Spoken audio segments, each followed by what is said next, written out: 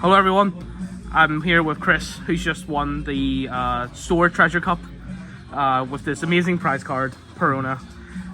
He played Green Bonney. Go ahead Chris, why don't you introduce yourself for us? Hi guys, I'm Chris, most commonly known as Force. I've been playing since OP1, and for this set I've chosen to play Bonney.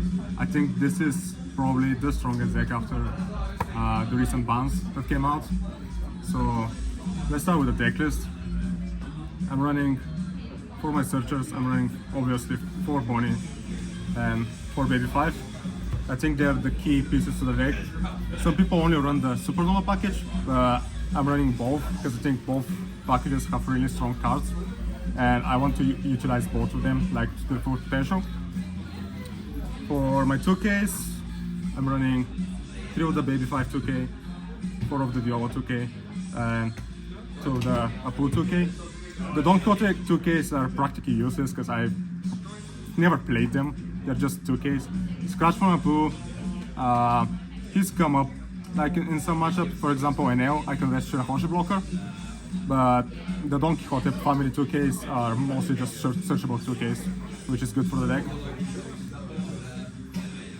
Next I run 3 Donquixote Rosinante blocker.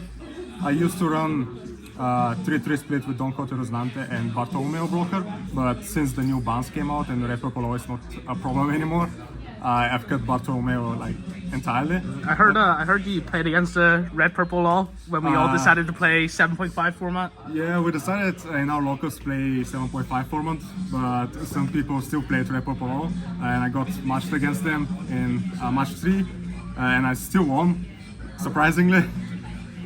So I still think the deck works even without Bartolomeo. I'm running this, some people can say tech card. It's a very low cost, basically Urouge replacement. If you don't see Urouge, you play this, and it's also Donquixote family, which basically is searchable, and 1K counter. So Dellinger is a bit of a weird one. Some people play 1. Some people play none. Yeah. Never seeing anyone play 2. It's also good because it can be played off 8 cost kit, and that works as well.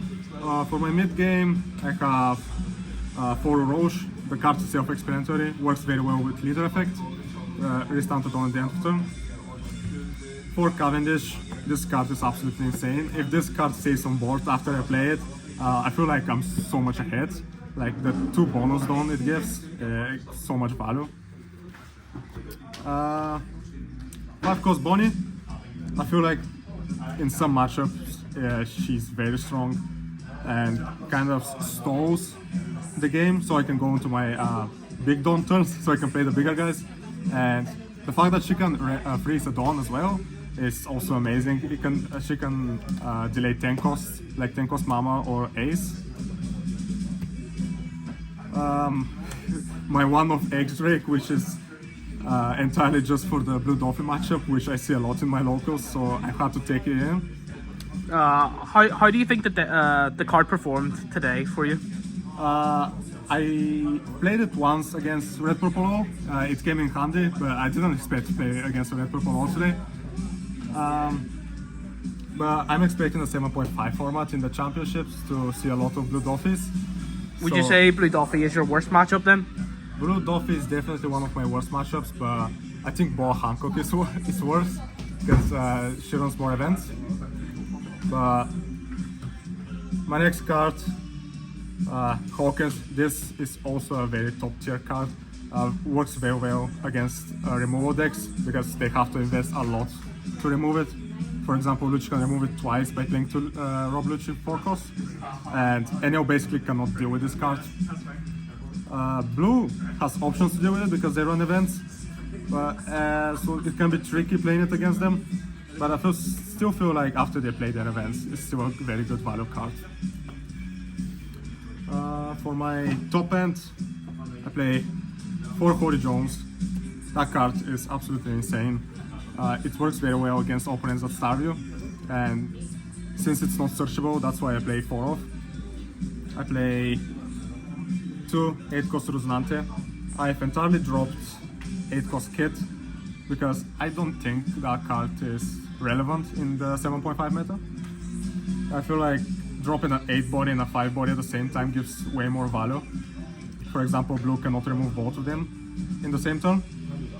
Same as yellow, same as black most of the time. So I feel like this gives more value than 8 cost skill summoning a 3 cost. 9 cost Zoro. Self-explanatory, that card is absolutely busted if it stays on field. It's a key to win most of my matchups, for example, Black Hero Luffy or NL. And if blue runs out of removal, that card is also pretty good. It's basically, if it stays on board, I control the game. I feel like I'm in absolute control. Lastly, for my top end, I play 3 Tent of Trophies. I feel like for a searchable card, that's a top end. I feel like 3 is enough.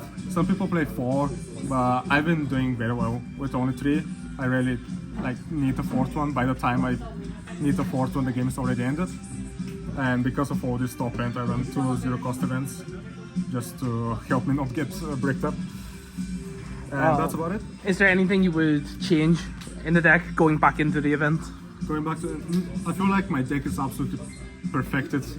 I wouldn't change anything, and if I go to championship, this is probably the deck list I'll be going with. That's great. Lastly, have you got any shoutouts? Yeah, I'll give a shout out to Kev and Donquixote for hosting this event today, and also shout out to the Glasgow community. Thank you very much.